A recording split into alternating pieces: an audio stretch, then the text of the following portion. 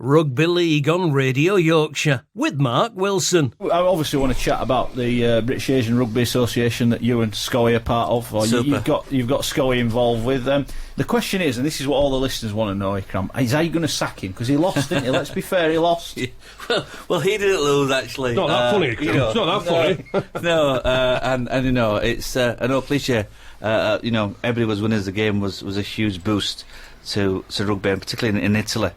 And the reality is, having somebody like Gary Schofield involved with Barra is a huge honour for myself personally. Having had the experience and pleasure of being involved with him at Leeds, and obviously witnessed all the great things that he's done, and also the players. So much to learn. Just his presence, never mind his coaching. Just his presence, just being there, was a huge boost to not only the Barra boys but also the Italians. And we're looking forward to engaging with Gary much more. Good stuff. We'll talk more about Barra. And it only cost me 20 quid that for him to say that. Did it? Oh, 20 quid well spent, mate. It cost you more for me to say something like that. I'm looking at your expression there, Matt Wilson. You're thinking, is this a Schoey we know? I'm guessing you behave when you go elsewhere. I'm looking at your body language, that Matt Wilson there, when Ikram was just describing myself. Yeah. We'll speak more about your tour away. Obviously, when Phil comes in, Phil's got a big interest in European rugby as well. Yeah. And obviously, you know, more markets out there for you guys to get involved with, I guess. Well, Phil's been a great help to us when we first started. We're celebrating our 10 years anniversary last year, so we're in the 11th year, and Phil has been involved with us right at the birth. So looking forward to advice and support from Phil once again. Good stuff. Do you miss playing rugby league, Ikram? Yes, of course. Great game. Miss it all the time. Good stuff. Do you miss being in a dressing room with him? I'll tell you what, we're back in the same dressing room on the 9th of August, my All-Stars, but I must say with Ikram, you know, we played an All-Stars game for the Steve Prescott Foundation. I think it was about 3 years ago now, Ikram, wasn't That's it? right, yeah. There we go. Oh, Ikram. He's lucky again now he's going to put the shirt on, because he had an absolute shocker. All he was doing, there was a TV company there and what have you, and he was on the wing. It was a proper game, and all he's doing is just doing an interview. We're looking, pass the ball, he's not interested, pass the... Ikram, what are you doing? I'm not here for the rugby, I'm here just to, for the interviews there. I got caught off. He nearly dragged me off, actually. He's telling the truth. And I got caught talking to somebody and threw the ball out, and I turned around and it'd gone. And at that point, I didn't want to. I don't think I'll repeat what I said. Exactly, I can't repeat on what I said, but no, he's been a great character as Ikram, and as we say, all the great work he's doing now. You know, now he's retired for not just I say rugby league with the Barra, but also with the charity what he's doing with the White Ribbon. So he's a credit to rugby league. It's as simple as that. Yeah, you want to tell us about the White Ribbon? We've all been given the badge, and it's end male violence to women. Ikram, obviously you're quite heavily involved in this. I see this on your Twitter quite a lot. What's made you get involved with this, and what is the aim of the project you're involved with? Well, I got involved 8 years ago. White Ribbon's currently celebrating its 10 years. It's a global initiative, largest of its kind, made up of men speaking out against violence towards women and girls. A sport like rugby can go beyond boundaries, the try line, like I say, to reach out and address this important matter. The reality and the facts are 3 women are murdered a week on a global scale. Every 3 seconds somebody's in tears because they've been subjected to some sort of abuse. And domestic violence is quite broad. It's not just the physicality, the emotional, the psychological, and the impact it has on not just women but children as well. I think we as sportsmen, I mean, Gary has been a great ambassador for our campaign. Just him wearing the badge and visualising his warrant on Premier Sports on the back chat, Rugby League back chat, a couple of times for us, and people are coming up to me and saying, what's the White Ribbon badge? So it allows us to engage in a discussion that we as men should be more responsible of our attitudes towards women, and we as men as perpetrators, as it's a male thing that we are disrespecting women, we're abusing women. Not all men, obviously, but the ones who are. And I think we as men should put a stop to it, full stop. And a sport like rugby can play its part. Good stuff, good stuff. We'll speak more about that in due course, Ikram. But in former teammate of Gary Schofield, I'm sure he's got some tales to tell, Schoey. Just one question, Ikram. When you went on tour, did you snore? Because Schoey were complaining about your snoring. I'm not so sure. We've got to give you a right to reply. I'm not so sure about all these rumours where they're coming from, but it is a fact that I've been known to snore every now and then. But it's my right side of my nose. It's blocked completely, and after a late night, it gets quite heavy, and I'll tell you what, it threatened me. Ikram, if you had to spend another night with you, it wouldn't have been just your right side would be blocked. I know. Well, it threatened me that I couldn't sleep again in the room. And I thought it was a joke, because I came back in and he kicked me out. So I literally had to go and spend an evening with one at place. Oh dear. Well, I actually had the pleasure or misfortune of spending an evening with Schoey in a hotel, and it was I share your sympathy, Ikram. I really do. He is the worst roommate ever. Oh, please. Yeah? Is it a character assassination on Schoey tonight? Well, yeah, it's nice to be able to get one in and have some support, doing it. Phil Kaplan has joined us. Good evening, Phil. Are you well? Good evening. Yes, we would love to dock you pay for being late, but given we don't pay you, that would be quite hard to do. Good rugby league weekend for you, mate?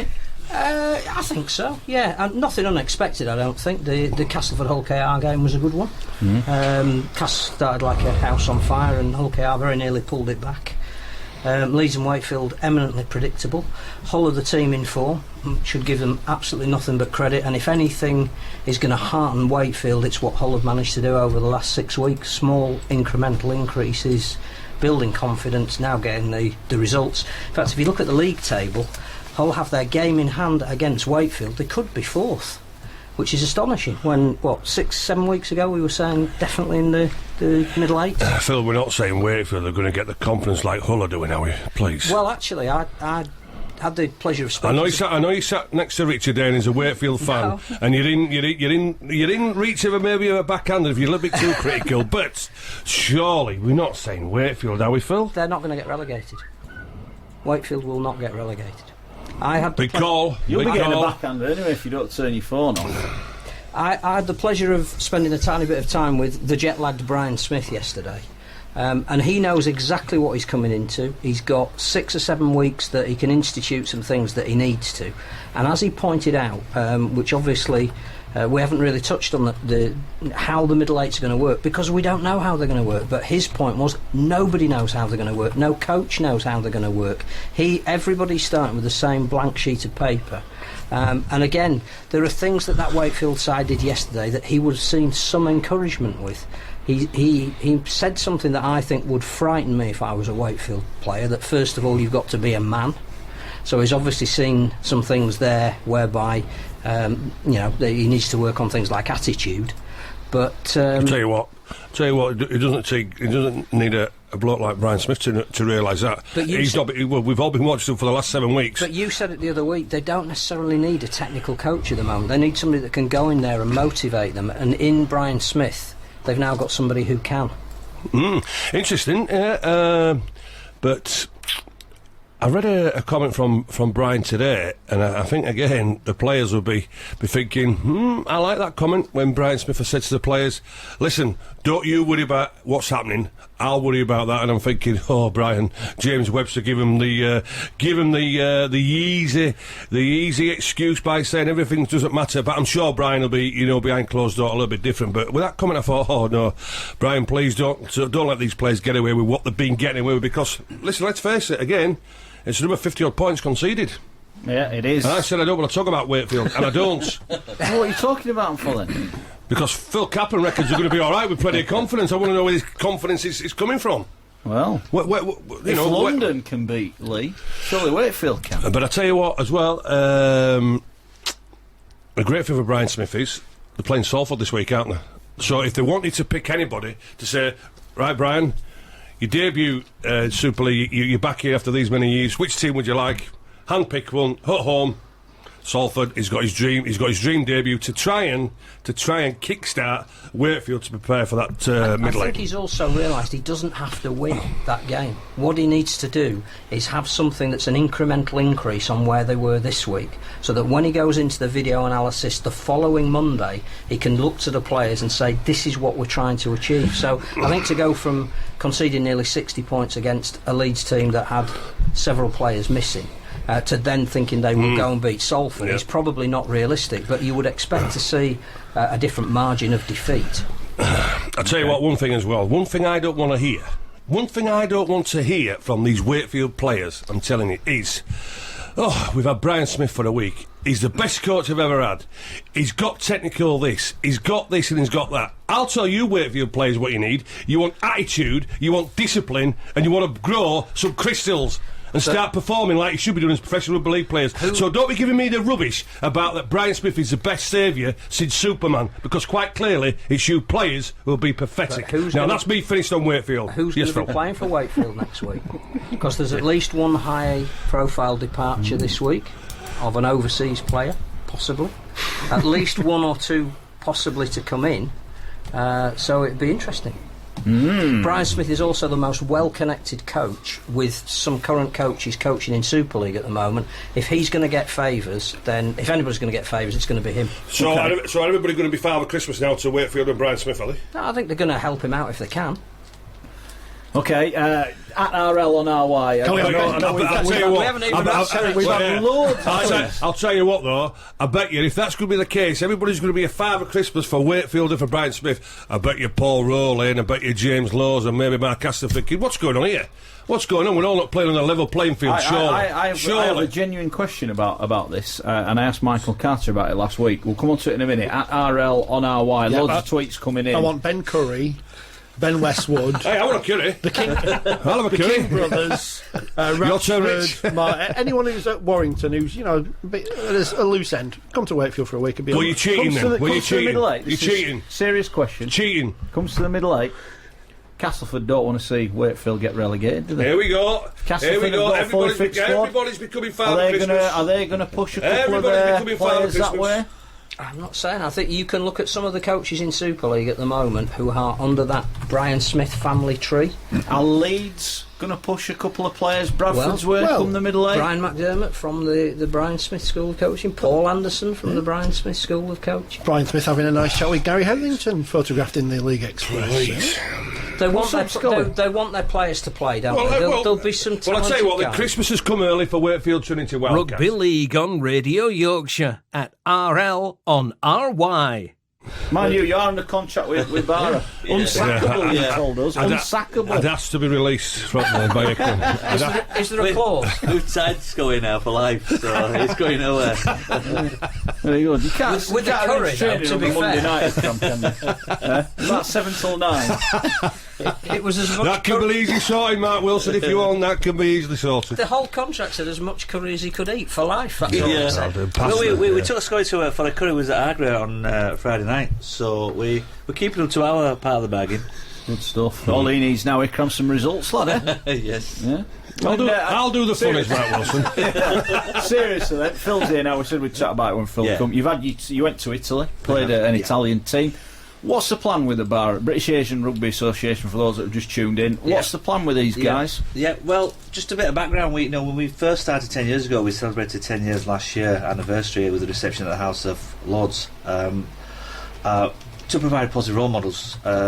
Initially, it was for the South Asian community, but we're looking at engaging with and raising aspirations for all the communities, all section communities, full stop. We just want people playing. We're a dual code organisation, so we will play from time to time rugby union games, and we've got one coming up at Saracens on the 30th of August, but mainly we play league. Just come back from Italy, a successful tour, even though we got beat, but a successful tour all round, and we're looking forward to reciprocating the visit over here next year same time. So we're in a planning stages already with that, and we're looking to play a couple of rugby league games during the summer. I mean, most of the players all actually play for clubs, whether it's the rugby league clubs or rugby league clubs. So we don't want to take away from their clubs. During the summer, albeit we've got some rugby league now, we'll find some dates in which, subject to the players' availability, we'll choose a date and a game to play against somebody. And mainly the games are promotional games to raise awareness for children and young people to aspire to. And that's why the beauty of having someone like Schoey involved with us, a massive name. People listen and they want to get involved and know more about us, and that was already demonstrated with a huge send out in Italy. Then we had the national press, national TV, and we had lots of radio stations covering our game, and that wasn't just because of Barlow, it was because of Guy Schofield. And we have our home game here, in the process of organising that now. I'm hoping that will be reciprocated too with the media coverage. Media coverage gives us that awareness, that what we're trying to achieve, the positive message, not just engaging with the wider communities. We need to do more of that, but also with the campaign that we're involved in. Barra has adopted the White Ribbon campaign.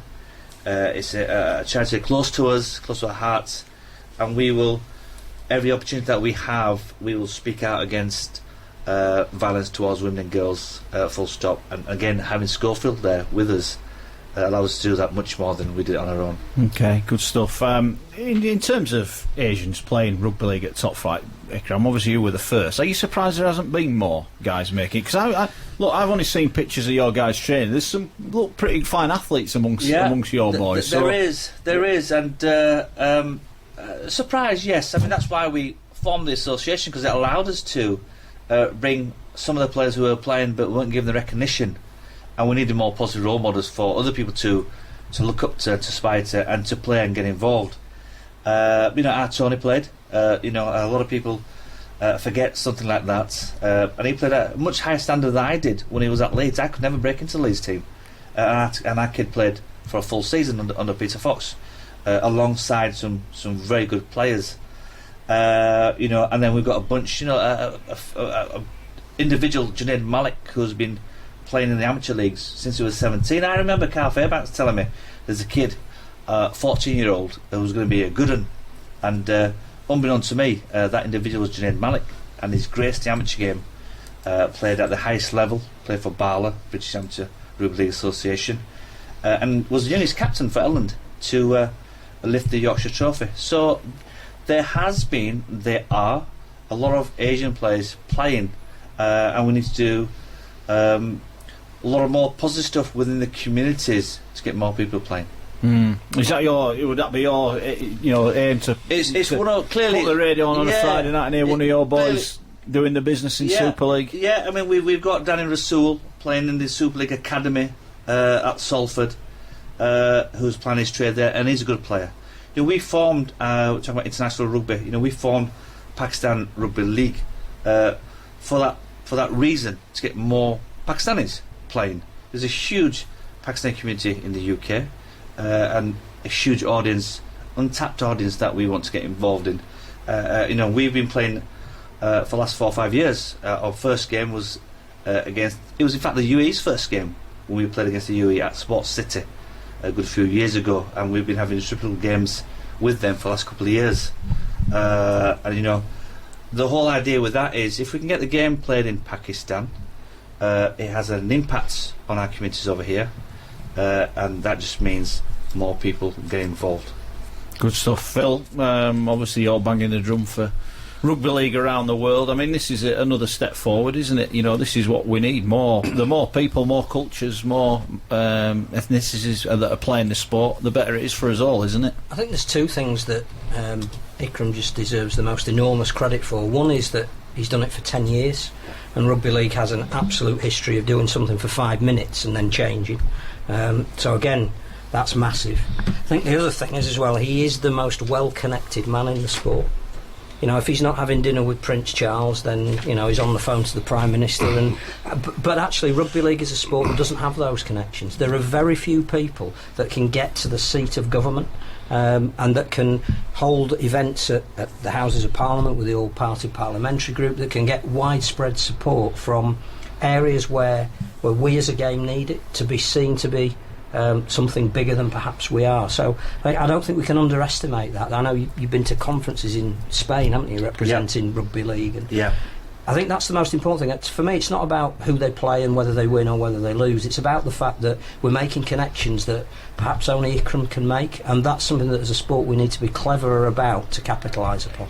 Good stuff. And I was, if I may just add, I was speaking to Schoey about, that we lost, but again, Schoey said it himself, but the game of rugby league was the winner for ourselves and the Italians, but also we you mentioned about the communities, the wider communities, and that's another area that we're trying to engage with. You know, it's a great sport. It's the best sport in the world. That's clearly above all. You know, even though we're a dual code organisation, first and foremost, rugby league is at heart and at mind, and there's no better sport than that. And there's no better sport that can reach out to the wider communities than rugby league.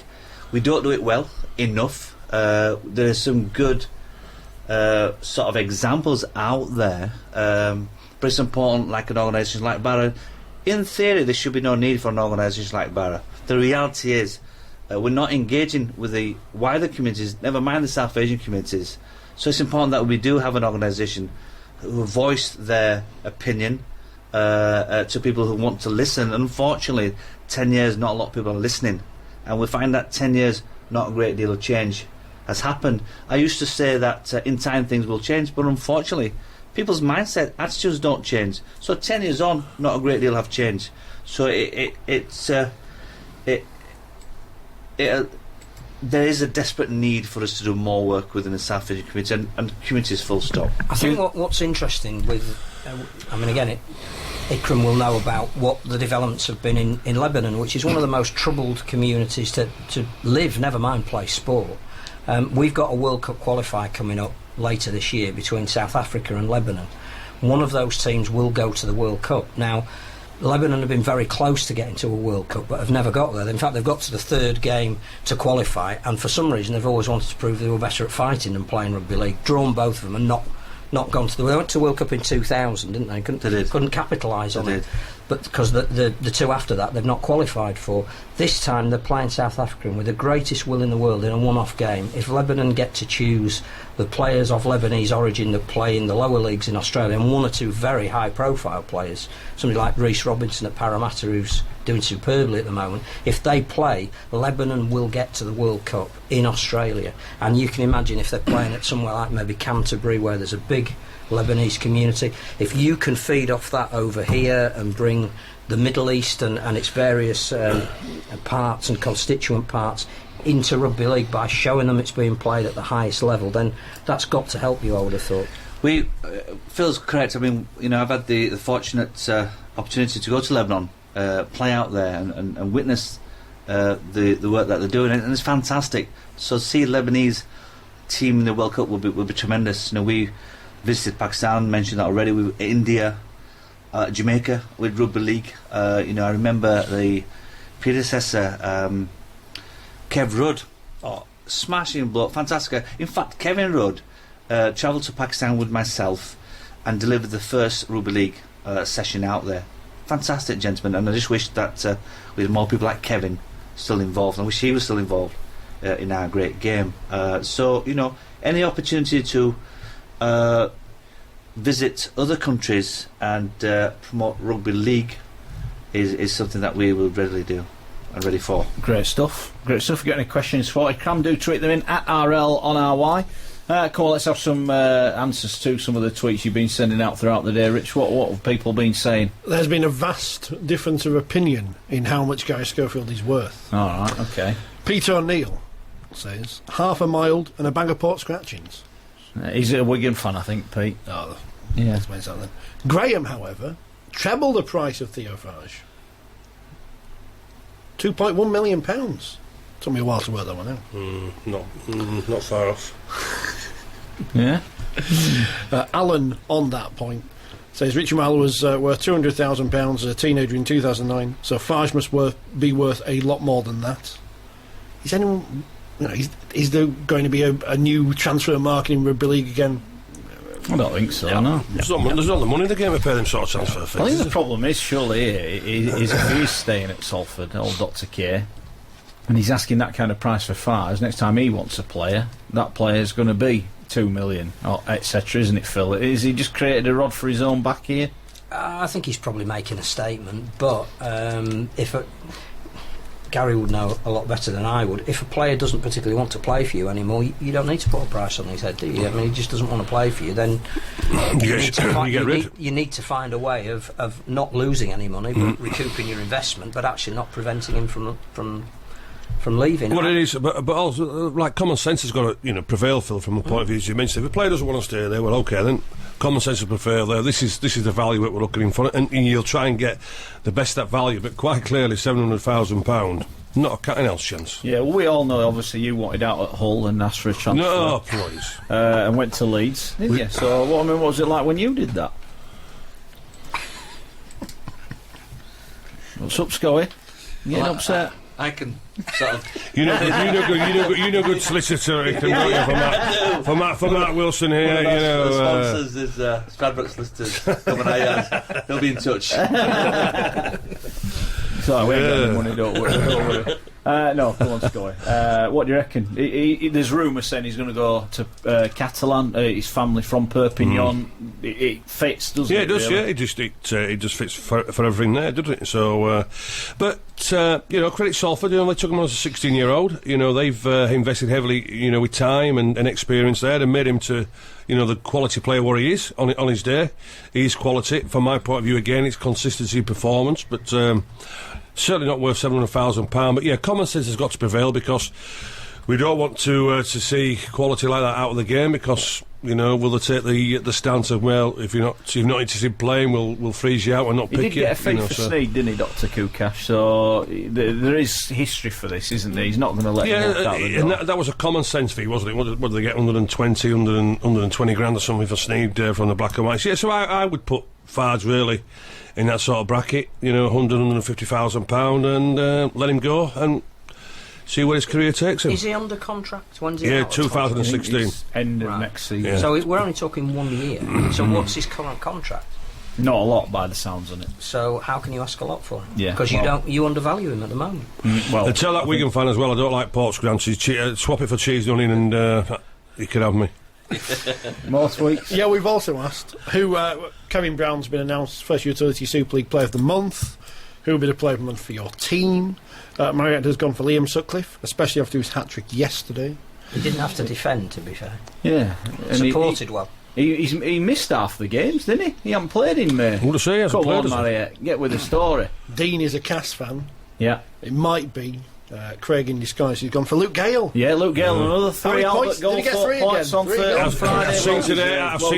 I've seen today he's on 26 points, but I tell you what, fellas, I want to know, how did that worm, right, not get from Newcastle to Hull on Friday night to stop Liam Finn scoring? Liam, he went over from 3 yards, you couldn't do it in Newcastle because he wouldn't have got there Friday if that worm had sneaked down the A1, parked itself on the Craven Park pitch and stopped you from 3 yards. Yeah. Congratulations, Liam Finn. You showed us exactly the pace what you've got over 3 yards. He did react. We tweeted him last week, didn't we, about him falling over and the stick he was getting. And even Darryl Powell gave him some stick at the presser during the week. He said the sniper didn't get him this week. It's only in fun and jest, isn't it? We're not being anything hurtful or this sort of it. I think it was just one of those great moments at the Millennium. Sorry, at the Magic Weekend where we thought, how did he not score that try? How did he not listen back to this? For anyone that doesn't know, Liam Finn, line open 3 yards out, fell over his own bootlaces, couldn't get up in time to score,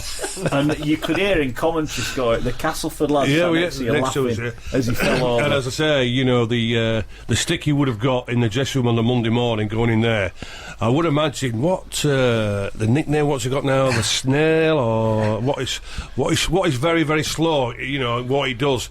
Mark Wilson. That's a bit harsh. It's true. So it would have been. What's the name of that solicitor? It would have been great if we were flying the wall in that Casper dressing room for the stick, what he would have got, because it was one of those moments, wasn't it? And I say that worm or that snail couldn't get down to Humberside on Friday night to stop him scoring that try. But well done, Liam Finn. Just showing the character of what rugby league players have got. Good stuff. Obviously, the Barra boys lost to a late penalty, as I understand it. Undisputed, I heard, which was odd. Because I want to know if you were criticising match officials, because Sean Wayne has today got away with his comments regarding Mr. Bentham at the old Magic Week. So he should. Okay, but Lauren Fraser, who's been fined, how does that work? £500. What's he been fined for? criticising a match official and/or the match review panel and/or an operational rules tribunal following his club's fixture against Huddersfield Giants played on Sunday, May 31st. It says on the RFL website. He does have a little bit of justification on the basis of the fact that one of the incidents he was complaining about, the player involved was subsequently banned. Mm-hmm. Okay. He has been fined because of his previous conduct. He was fined for similar offences in 2013. Well, I'll tell you what, and March 2015. So he's not learned. We've seen today with the announcement of Joe Cobb has become a full-time official. Had a great game. Who I praised. He was the best referee at the Magic. Yeah, he was the best referee at Magic because, you know, I think he went to the screen only twice. He could have gone a few more times, but he didn't. At the end of the day, I totally agree with what he does. He can only give what he sees, and that's what we respect, and that's what all you can ask for from referees. So we all know officials at times are very, very poor, and so coaches are getting fined, and players, if they criticise them, they may be brought to task. Well, referees themselves, as we know, we haven't got too many, but they don't get dropped. They don't get fined on their poor performances. So I'm all me with coaches and players, about the way they perform. It's as simple as that. And hopefully Joe Cobb now will not change his philosophy, you know, because now you become full-time. Don't be getting like all the others ones, shouting the heads off. It's a competition who can shout loudest, who can coach the best with the players. Referee, son, because actually Joe Cobb came with the Bala team and went to South Africa in 2010, so I know a little about him, a little about his character there. So Joe, do exactly what you've been doing, and I'll tell you what, you won't be far off refereeing grand finals, because the way the others are doing, not for me, I'm afraid, not for me. And I can't wait for Mr. Hicks to come here, because he's coming in soon, don't you worry. Well, I hope he doesn't shout as loud in here than what he does when he's on that field, because I'll tell you what, I might as well go sit in the Hilton Hotel of Leeds, because I'll be able to hear him. Will you better hear Ikram snoring from there, though? Oh, please. I'm surprised you didn't hear him from here in Italy. Very good. Ikram, I asked you if you miss playing. What was the highlight of your career? What do you look back on and think, you know, obviously that was a great time? Being a Leeds lad, playing for Leeds City Boys Schoolboys at 11, playing in Case Razor at Saints was a tremendous memory that always bring back fond memories. And it was last game that my father witnessed. He used to watch me play all my games as a junior, and sadly passed away at tender age at 11. But that gave me more of a boost to continue playing my game, because I knew he supported me all the way forward. And obviously signing for Leeds, my hometown, putting on the blue and amber jersey.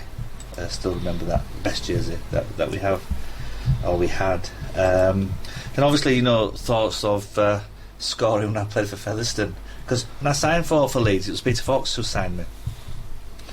Unfortunately for me, after 3 weeks he got sacked. The things sort of moved on, and I was getting on well with each coach, so they kept on re-signing me, but wasn't getting much game time. Although we had a great A team, we won all the competitions, and that helps me develop my game. But, you know, as anybody will tell you need to play first team, regardless of what division it is. So I looked at, spent 6 months out in Australia, helped Chinchilla get through to the grand final. Then Peter gave me a call, saying there's a position on the wing. Well, yeah, in fact, he says, you know, we've got a position available at Featherstone. You know, if it's yours, if you want it.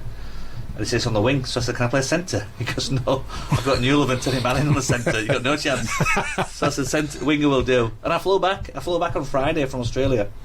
And I was playing against Bramley, Maurice Bamford, one of my old coaches at Leeds, on a Sunday, a Yorkshire Cup. I scored over debut. So another fond memory. And obviously I cannot finish without saying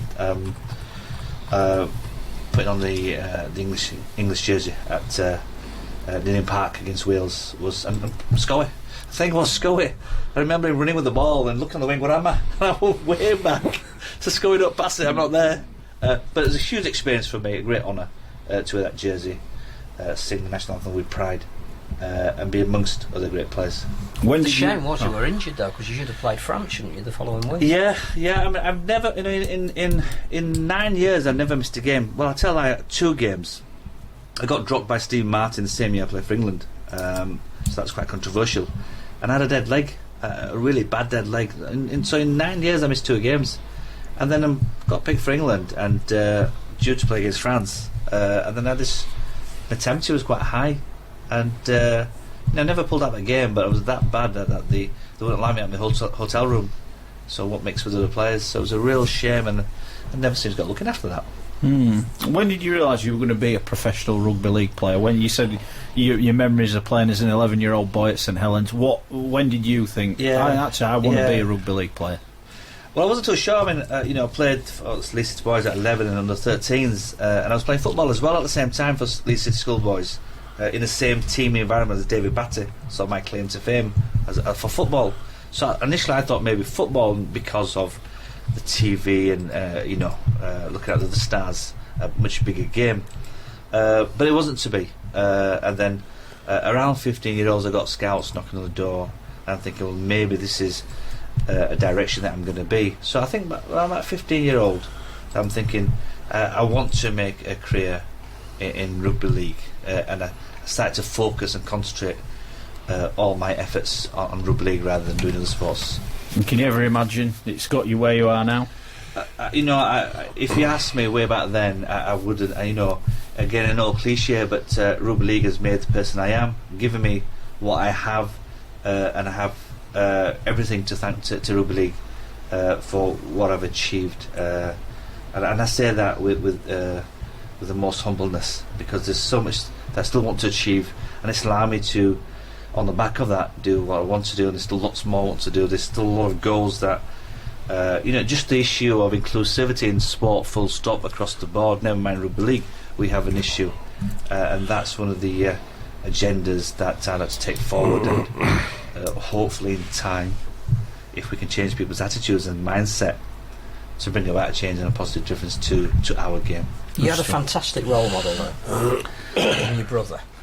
Yes, I did. You mentioned him very briefly earlier. Yes. Good from Rower, Tony. He does not get the credit he deserves. Good from Rower, Tony.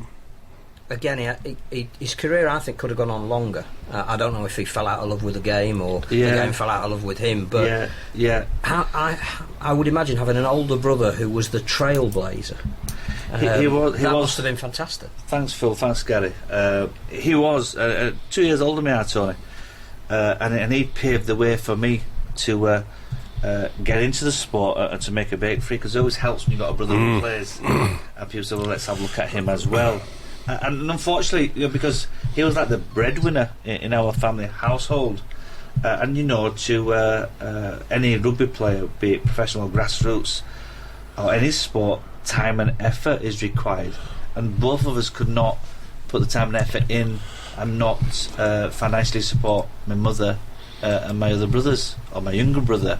So Tony had to sacrifice his career in some sort of way to allow me to continue developing my career.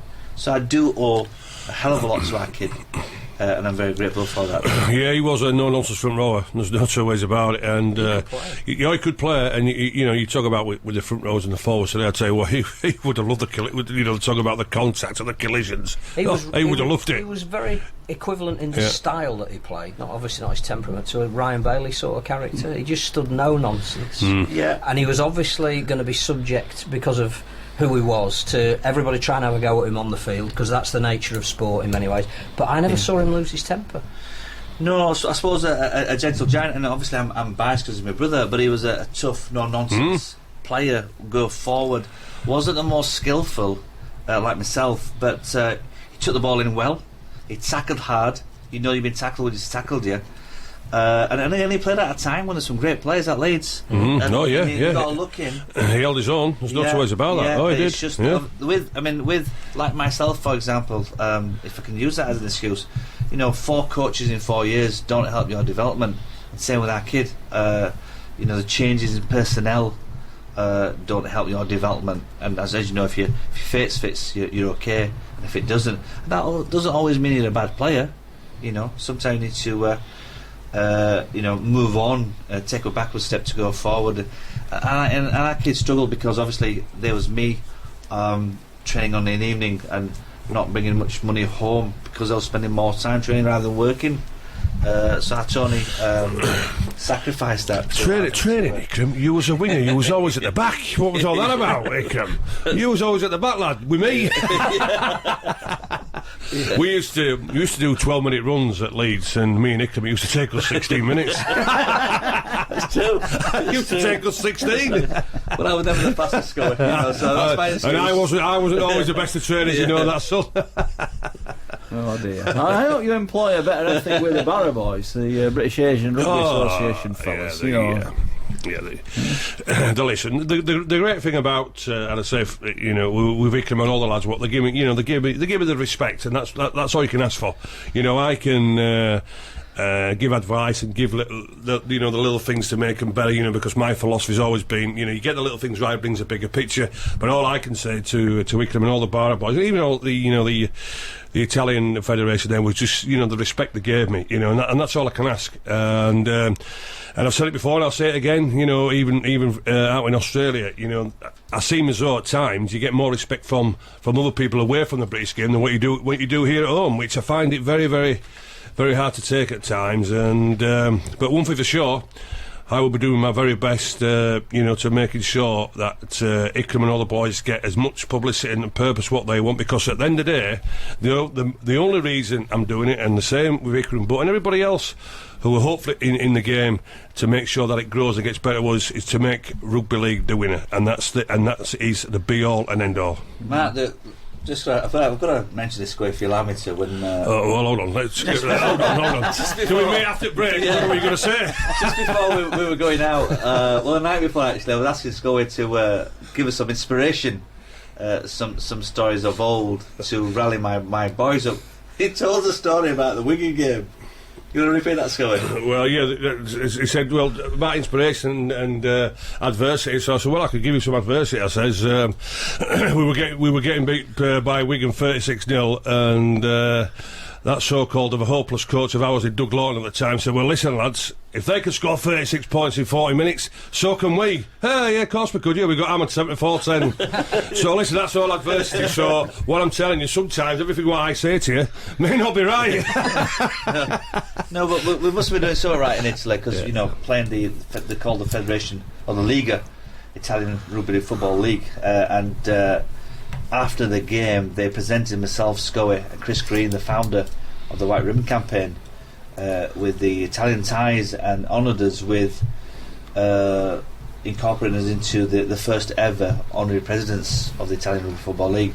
So that's a tremendous honour, you know, to have. Yeah, I say I'm delighted as much as what Ikram is, and also to everybody else, because at the end of the day, I'm doing it for one reason, and that's to make sure that rugby league is a winner. It's as simple as that. Good stuff. At RLonRY, if you want to get into it, we are going to speak about the weekend's rugby league as well, but it's important we've got Ikram in. It's a great opportunity for us, and also, Schoey, you're going on about recognition. You've got an amazing do as part of your testimonial. 30th of July at Headingley Hall of Fame dinner. Now, this is a special occasion, isn't it? It is a special occasion because the fact of the matter is, it's never been done where one club is going to have all the Hall of Fame people there, and when you look at the people who are going to be there, and it's going to be a unique event from a point of view. Gary Harrington, I'm absolutely delighted to say he's going to be the MC for the night. It's going to be 2 40-minute sessions, and the people, and I say Alex Murphy,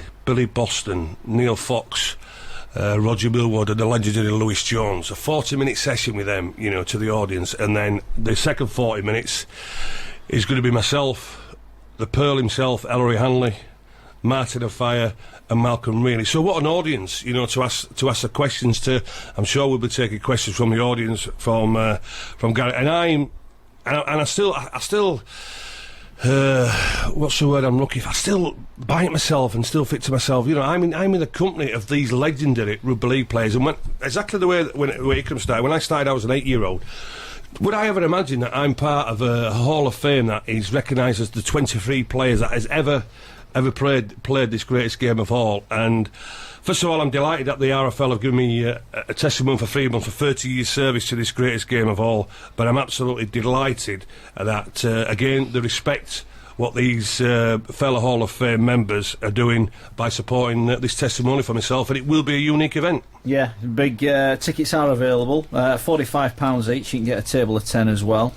You can call 01132 033 899, or you can email events@headingleyexperience.com. So we'll tweet those out as well later on at RLonRY. Phil, I mean, we always go on, don't we? We don't recognise enough for what a great game we've got here. I mean, this might never happen again. All these legends of our game in the same room, where you can basically go and ask them some questions. I got worried for a minute. I thought you said Gary Hetherington had been invited in to join the Hall of Fame.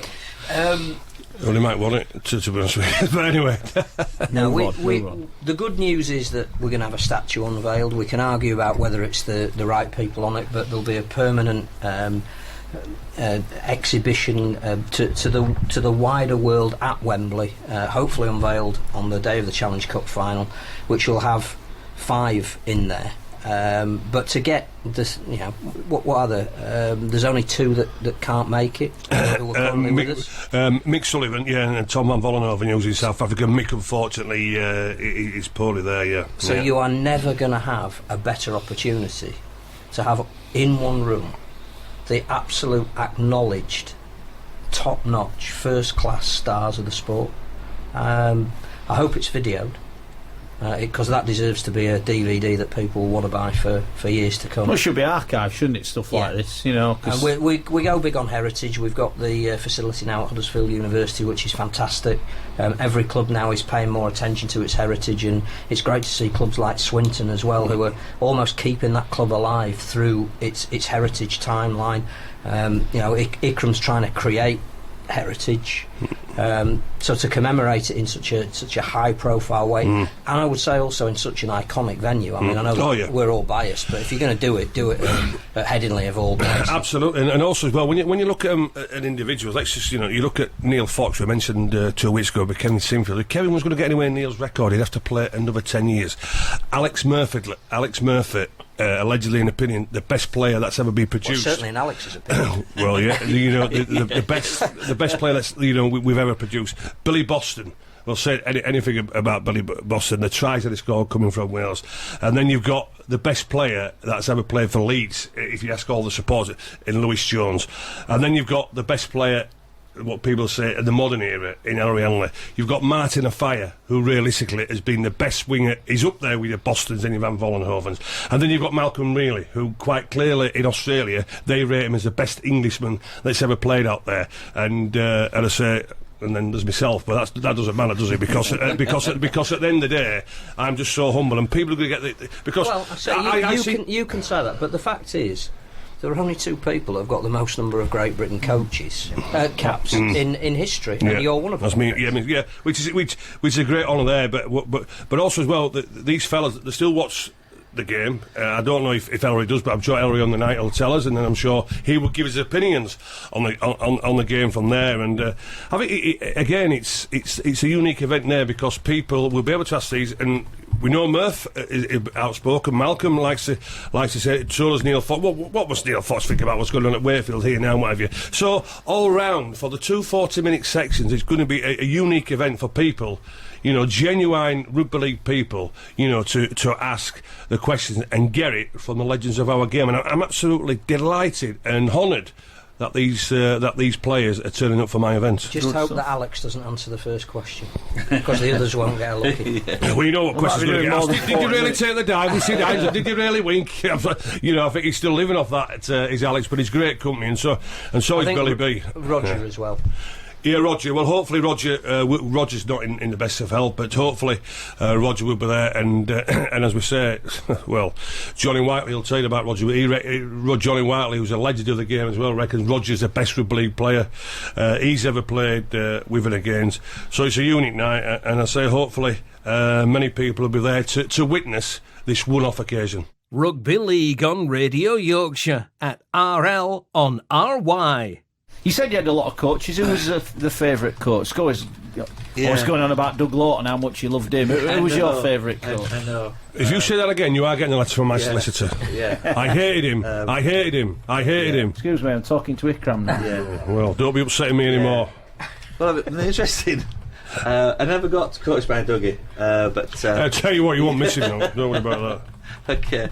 But Peter Fox springs to mind immediately. He was the first coach that signed me on when I was 17, and he was the coach that re-signed me and instilled a belief and the character in me to go beyond expectations. And I'm pleased to say that I'm still very close to Peter to this day. I was at his 80th birthday. I was quite honoured to actually be invited to that. And I was with Peter actually. A few of the Featherstone and Bradford lads were at the Doncaster game a couple of months ago, so I was able to catch up with him then. We had Maurice Bamford the year after. I quickly move on. Then Malcolm Reilly, who obviously everybody looks up to him in awe of his playing abilities. A quiet coach, I will describe him as, but somebody that didn't need to say much to get you going. And he brought RLonRY with him then, and then after, and again, only a year these coaches were at the club. Then sort of moved on, and then we had David Ward, who had 3 coaches that when I was back at Featherstone, or when I was at Featherstone, Peter Fox, RLonRY, who I had at Leeds, and Dave Ward, who I had at Leeds. So I was able to re-engage with them. So there's quite a few coaches, and I suppose even the ones who are not so good, like anything, you take out the positives out of all the coaches, because they all had some positives, some more than others. So if I had to choose one, then clearly it would be Peter Fox, head above all the others. I can remember I had a few training sessions with Peter when involved with Yorkshire, and it was exactly right what Peter was. He couldn't care less about the outside backs, couldn't care less about the wingers, couldn't care less about the forward. All it was his forwards and the scrum half. Which is why he didn't last very long at Leeds. The first training session I went to, honestly, I could have gone there in a penguin suit and then just gone out to a function, because he said, "Listen, I'm not with it. You lot just do what you want. These are my boys. This is where it all happens," and the scrum half from there. So the rest of you pretty boys, as he says, or the rest of you posers, just do what you want. Well, what we did, we walked off, got a shower, and that was it. Just watched what the forwards did and did it Fox. And we went on, but I tell you what though, you talk about with the motivation for Fox, that was his big goal, the motivation and his man management. And under Yorkshire, he never got beat. We beat Papua New Guinea, we beat New Zealand, and never lost a War of the Roses. So yeah, it was a great experience working with Peter. It was. He just couldn't care less about the pretty boys. Excellent. I'm going to make 2 points to Ikram while he's here. I know it's not anything to do with the games that are on this weekend. One is, we shouldn't forget he played in Super League. Mm-hmm. Which people probably will forget, but he was at London at the start of Super League. Yeah. And the other thing I was going to ask you about, coaches, yes. What about John Holmes? Because again, you were saying you played a lot of A-team rugby. Everybody needs mentors and people to look up to. We're talking about Hall of Famers, and presumably, hopefully, at some stage, he'll get into the Hall of Fame. Yeah. What sort of an influence was it being around someone like him? Yeah, thank you, Phil, for mentioning John, and forgive me for not mentioning John, because I was quite close to John. He took me under his wing when I was a young lad at Leeds. I was there for 4 years, playing in the reserves, and John played a large part in my development of my career, the confidence, and just the arm around his shoulder, the little chats prior, during the games, and afterwards, to keep my focus. He was a local lad. I just lived literally down the road from the stadium, so did John. So we spent a lot of time together, and I scored many tries from his. And it's true. He never. Well, I say he never looked. He knew where he was, and just threw the balls down, just popped in your hands, and you're going over the try line. It was either myself or my winger Norman Francis, who used to get the ball, used to steamroll everybody near the line just to pass it to me to go over. Very fortunate. But yeah, John Holmes, one of the greatest players ever, without doubt, and one of the greatest mentors that I've ever had. You said obviously your father went and watched you everywhere you played when you were a young boy. How did you first get involved? Where did you go? Was it just through school, or did you join a club? How did all that work out for you? I was living a stone's throw away from the Headland Stadium. Rugby league was very much part and parcel of your makeup in the streets initially as young kids, playing rugby in the streets, hard concrete. It was nothing to us back then, 5-6 year old, and then going to school, and the fact that Tony our kid was playing before me. My dad was a sport individual. He boxed in the Pakistani Air Force. He liked all the physical sports, so that's where we get it. Well, I say we get it from. My mother was quite physical. She liked her sports too. On the grandstand watching the wrestling, Big Daddy, Haystacks, Kendo Makasaki, Rollerball Rocco, all these guys, the Brady brothers. So my mum liked that. We used to come home with bumps and bruises, and my dad used to say, did you give as good as you got? Whereas my other friends, the parents would sort of say, well, maybe that's a sport you don't really want to take part in, where we were sort of pushed and encouraged to get more involved. And that was a great foundation, benchmark for us to allow us to continue playing the game. Them times, them days, we was again when my father passed away at 11, we used to train at Bramley. I remember for Leeds City Boys, and we was just walking down to the bus stops, waiting at the bus stops early evenings, going to Bramley and coming back on our own. You could do that them days. I'm not sure about now with society on a whole, but the encouragement from the family first and foremost, and then people are around you, which was a great help. Tell you what, you mentioned two great characters at the Leeds Rugby League Club there. John Holmes, first time I got in the dressing room with Holmes at Leeds, and I couldn't believe what I was watching. I mentioned Lewis Jones there. I guess it's between Lewis and maybe John, who is, the great... It depends who your generational player is. For my dad, it's Lewis Jones. Yeah, depends who you would have to say, but Holmes is up there, with Lewis. But John, literally, it was 20 minutes before the game, he's just still sat there in his suit and his jacket and tie and just couldn't care less. And then, all of a sudden, just put the kit on, and then the rest is history, how he performed. And then the other one... Never stayed around after again. No, he didn't stay much, did he? Showered, yeah. He had something to eat, and he went. In these days of the media, he would have hated it. Yeah, he just wanted to play and go home. Yeah, with the character. And then the other one, Norman Smith. Oh, jeez, Norman. Norman. He won't be far off one of the strongest wingers I've seen in the game, don't worry about that, and played with. Yeah. But you talk about laziness. Yeah. Norman, we're doing some sprints. No. Norman, we're only doing, 20-metre sprints, no, well, why not Norman? I don't like doing them, so I didn't. But you talk him as a player and how fast and strong he was. He would run as quick as anybody. And I tell you what, the rugby ball, could he throw it about 60, 70 metres? You should have seen him literally get the rugby ball and literally throw it 60, 70 metres. And to see him, but to see him in motion, honestly, it was a pleasure to watch. But to get him to train, to get him to do any sort of training, no. The funny thing is, I don't like that. But great character. Great character. About whether you bring back A teams, and there are issues now that we obviously didn't apply then. Yeah. But what we certainly had in those days, and some of the people that you're talking about, was Thursday nights, particularly up at Heading. Oh yeah, was a big night. Big night. But there were players that were only ever going to play at that level. So Norman was a Thursday night hero. Yeah. And although he played quite a few games in the first team, he was never going to make it on the basis of the fact that he just wasn't going to be a professional. I tell you what though, Phil, if he wanted to dedicate himself, I tell you what, he honestly, he would have been a sensational rugby league player, but he just no. I don't like doing that.